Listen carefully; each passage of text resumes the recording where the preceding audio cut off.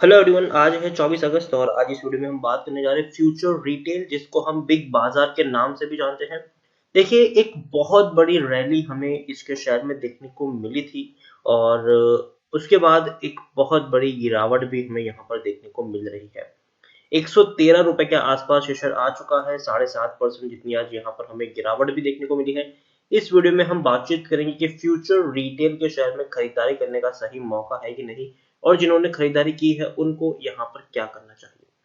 तो देखिए, वीडियो को मैं शुरू करूँ उससे पहले अगर आपने अभी तक चैनल को सब्सक्राइब नहीं किया है तो प्लीज अभी इसे सब्सक्राइब कर लीजिए, क्योंकि आगे भी बहुत सारे वीडियोस हैं जो आपको काफी ज्यादा हेल्प करेंगे।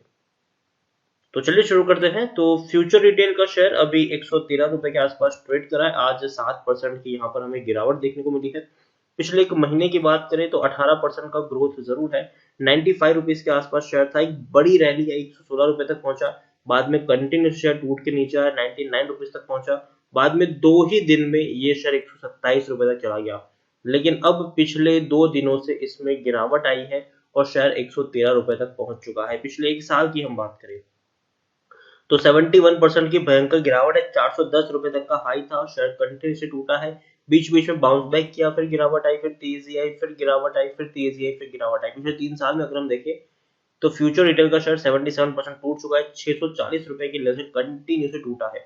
अगर हम यहाँ पर देखने की कोशिश करें तो पेंडेमिक के बाद हालत और ज्यादा खराब हुई है इसकी, क्योंकि कर्जा बहुत ज्यादा चढ़ चुका है इस कंपनी के ऊपर। कंपनी खुद अपने असेट्स को बेचकर, अपना जो भी चीज है उसको बेचकर पैसा चुकाने की कोशिश कर रही है।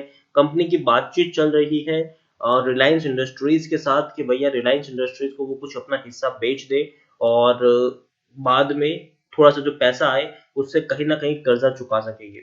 हाल फिलहाल में गिरावट की वजह ये है कि उन्होंने जो पेमेंट होता है उसको, जो क्रूशियल पेमेंट था, वो मिस कर लिया है और डेडलाइन जो है वो भी एक्सपायर होने की कगार पर है। यहाँ पर कितने रुपए का पेमेंट मिस किया है तो देखिए, future retail share took a hit by 5% back of the debt repaid और decline concern today, last day for Kishore Biyani's company to pay 40 million due to foreign currency convertible bond rupees 500 million. तो देखिए, यहाँ पर दिक्कत यहाँ पर ये है कि 14 मिलियन डॉलर का इनको पे आउट करना था, वो उन्होंने पे आउट नहीं किया है। 14 मिलियन डॉलर्स को अगर हम कन्वर्ट करने जाए तो 105 करोड़ रुपए के आसपास का जो अमाउंट होता है, तो वो इन्होंने अभी तक चुकाया नहीं है। और यहाँ पर देखिए, if the company miss the payment it will officially be declared as a defaulter. Future group run the big Bazaar chain of the store. देखिए, अगर वो लोग पेमेंट मिस कर देते हैं तो कहीं ना कहीं ऑफिशियली डिफॉल्टर की लिस्ट में ये आ जाता है। The company was given a grace period of 30 days, which officially ended on Saturday, but being a holiday, Monday 24th will be considered as the last day. तो देखिए, ऑलरेडी पेमेंट मिस कर दिया था इन्होंने। 30 दिन का उनको ग्रेस पीरियड मिला था जो ऑलरेडी सैटरडे को एंड कर गया था, लेकिन हॉलीडे की वजह से उनको, मतलब आज 24 अगस्त को ये दिया गया है। अगर आज भी उन्होंने पेमेंट नहीं चुकाया तो कंपनी ऑफिशियली डिफॉल्ट डिक्लेयर की जाएगी। तो यहाँ पर बात करें तो देखिए, द कंपनी हैड टू पे the interest of bond worth 500 million dollar due in 2015, sorry 2025। तो यहाँ पर 500 मिलियन डॉलर का पूरा बॉन्ड है, उसका जो इंटरेस्ट है वो पे करना था इनको, तकरीबन 14 मिलियन डॉलर का। तो वो कंपनी ने पे नहीं किया है। अगर हम यहाँ पर बात करने जाए तो ऑलरेडी मुकेश अंबानी इसको अक्वायर करने की बातचीत चल रही है और देखने वाली बात होगी कि ये तेजी आती है कि नहीं। और अभी हाल फिलहाल में ये जो रैली आई थी, अगर हम पिछले एक महीने की बात करें तो हाल फिलहाल में ये जो रैली आई थी उसका रीजन ये था कि बहुत जल्दी लोगों को लग रहा था कि अब धीरे धीरे फ्यूचर ग्रुप को मुकेश अंबानी जी अक्वायर कर लेंगे, और इसी के चलते रैली आ रही है। इसी के चलते आगे भी आपको रैली देखने को मिलती है, लेकिन बाद में जब कोई खबर नहीं आती तो वापस शेयर टूटना शुरू हो जाता है। यहाँ पर फ्यूचर रिटेल के बारे में बात करें तो मिड कैप शेयर है, 6,317 करोड़ के आसपास का इसका मार्केट कैप है। एनएससी में अगर हम देखें तो 1 करोड़ से भी ज्यादा का वॉल्यूम ट्रेड हमें देखने को मिल रहा है। शेयर होल्डिंग की मैं बात करूं तो प्रमोटर के पास 41.73% की होल्डिंग है, एफएससी के पास 10.98% की होल्डिंग है, म्यूचुअल फंड के पास 3.60% की होल्डिंग है, इंश्योरेंस कंपनी के पास 0.04% की होल्डिंग देखने को मिल रही है। प्रमोटर की बात करें तो फ्यूचर कॉर्पोरेट है जिनके पास 31.89% की होल्डिंग है, लेकिन प्रमोटर के द्वारा 75% की एक बहुत बड़ी होल्डिंग गिरवी भी रखी हुई है। तो देखिए, फाइनेंशियली अगर हम देखें तो काफी ज्यादा दिक्कतों से गुजर रहा है ये। प्रमोटर की बहुत सारी होल्डिंग ऑलरेडी गिरवी है, दूसरी अगर हम बात करें तो फ्यूचर ग्रुप की कर्जा बहुत ज्यादा है, बहुत ज्यादा कर्जा इनके ऊपर चढ़ चुका है। 21 म्यूचुअल फंड स्कीम ने पैसा लगाया है, 108 एफआईएस भी यहाँ पर इन्वेस्टेड है। और according to Moneycontrol user अगर हम देखें तो टेक्निकल रेटिंग इनकी अभी न्यूट्रल दिखाई दे रही है, काफी सस्ते पीई के ऊपर अवेलेबल है ऐसा हम कह सकते हैं। 8.64 का पी है, 8.68 का पी है, जबकि इंडस्ट्री पी 73.71 है। बुक वैल्यू 71 के आसपास है, प्राइस टू बुक 1.58 है, ईपीएस 13 के आसपास देखने को मिल रहा है। According to Moneycontrol user 71% लोग खरीदारी करने की सलाह दे रहे हैं और 12% लोग बेच होल्ड करने की बात करें, मतलब 83% लोगों का यहाँ पर पॉजिटिव व्यू है। उनका मानना है कि बढ़िया मौका है, खरीदारी की है तो बने रहो, फ्रेश बाइंग करना चाहते हो तो डरने की जरूरत नहीं है। जबकि 17% लोग यहाँ पर बिकवाली करने की भी सलाह दे रहे हैं। अगर मैं यहाँ पर बात करने जाऊँ शेयर होल्डिंग की तो देखिए प्रमोटर के पास होल्डिंग है, 41% की होल्डिंग प्रमोटर के पास है। और काफी सारे एफआईएस, म्यूचुअल फंड और इंश्योरेंस कंपनी ने भी यहाँ पर अपना पैसा लगाया है। तो देखिए फ्यूचर रिटेल का मतलब बिग बाजार का पूरा जो फ्यूचर है वो कहीं ना कहीं अब रिलायंस के ऊपर टिका हुआ है।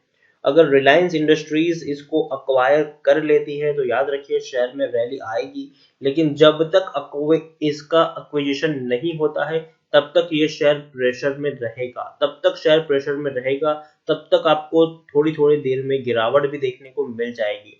और कंपनी के ऊपर कर्जा बहुत ज्यादा है। कंपनी ने आज से 2 साल पहले, 3 साल पहले जो मार्केट से पैसा उठाया है वो भी पैसा इस कंपनी को चुकाना है। जब जब ऐसी रीपेमेंट की खबर आती रहेगी शेयर में थोड़ा बहुत प्रेशर बनेगा और शेयर में गिरावट भी आपको देखने को मिल जाएगी। तो मैं यही कहूंगा कि ये शेयर में तब तक कोई बड़ी रैली नहीं देखने को मिलेगी जब तक ऐसी कोई खबर नहीं आती कि अब धीरे धीरे मुकेश अंबानी इसको अक्वायर करने वाले हैं। जिस दिन इससे रिलेटेड कोई खबर आनी शुरू हो जाएगी मार्केट में, शेयर वापस आपको दौड़ता हुआ देखने को मिल जाएगा। लेकिन जब तक खबर नहीं आती तब तक शेयर में प्रेशर बनेगा। तो पूरा का पूरा जो सिनारियो है अभी फ्यूचर रिटेल का, बिग बाजार का, वो सिर्फ और सिर्फ इस एक्विजिशन के ऊपर टिका हुआ है। तो देखिए यहाँ पर कोई भी एनालिसिस काम नहीं करेगी, फंडामेंटल्स अगर अगर हम देखें तो काफी वीक कंपनी है ये, काफी बड़ा कर्जा है इनके ऊपर, चुकाना बहुत ज्यादा मुश्किल है जब तक कोई बड़ा प्लेयर यहाँ पर आके खरीदारी नहीं करता है। तो अगेन मैं कह दूं पूरा का पूरा डिसीजन यहाँ पर आपका खुद का होना चाहिए। अगर आपको लगता है कि मुकेश अंबानी जी बिग बाजार को अक्वायर कर लेंगे तो ही आप यहाँ पर रिस्क ले। अगर आपको ये लगता है कि नहीं ये डील नहीं हो पाएगी तो यहाँ से दूर रहना ही आपके लिए सही रहेगा। और खरीदारी की है तो अगेन पूरा डिसीजन आप ही के ऊपर है। कोई फंडामेंटल्स काम नहीं आने वाले, कुछ भी कोई एक्सपर्ट एनालिसिस काम नहीं है, कोई टेक्निकल चीज एनालिसिस यहाँ पर काम नहीं आने वाली है। सिर्फ और सिर्फ न्यूज काम आएगी कि कब मुकेश अंबानी जी इस कंपनी को खरीदेंगे। जिस दिन न्यूज आएगी तेज आएगी, न्यूज नहीं आई तो याद रखिए प्रेशर इसके ऊपर क्रिएट होगा ही होगा। अभी तक चीजें यहाँ पर इस तरीके से कि फ्यूचर रिटेल में जो सबसे बड़ा हिस्सा है, मतलब एक बहुत बड़ा हिस्सा अभी भी अमेजोन का है, इन्वेस्टर अमेजोन भी है यहाँ पर। और रिलायंस जियो आने के बाद, जियो मार्ट आने के बाद अमेजोन और जियो मार्ट दोनों ही एक दूसरे के एक सबसे बड़े कंपटीटर के तौर पर उभर कर सामने आ रहे हैं। तो ऐसे में एक अमेजोन की मैं बात करूं तो कहीं ना कहीं वो यहाँ पर थोड़ा सा दिक्कत पैदा कर रहा है इस डील को होने में। और दूसरी बात ये कि किशोर बियानी जो फ्यूचर ग्रुप के मालिक है वो कहीं ना कहीं नहीं चाहते कि उनके हाथों से कंट्रोलिंग स्टेक चली जाए, जबकि मुकेश अंबानी जी पूरे की पूरी कंट्रोलिंग स्टेक यहाँ पर चाहते हैं। तो डील किस तरीके से होती है वो तो आने वाला वक्त ही बताएगा। अभी के लिए मैं इतना ही कहूंगा कि अगर आपको लगता है कि डील होगी तो ही यहाँ पर पैसा लगाए, अगर आपको लगता है कि डील नहीं होगी तो इसे दूर रहने में ही आपकी भलाई है। तो इसी के साथ वीडियो को एंड करूंगा। अगर आपको वीडियो पसंद आया हो तो प्लीज इसे लाइक करें, शेयर करें। अगर आप चैनल पर पहली बार आए हैं तो प्लीज सब्सक्राइब करें। फ्यूचर रिटेल यानी कि बिग बाजार के बारे में आप क्या सोचते हैं वो भी आप मुझे कमेंट में लिखकर बता सकते हैं। Thank you.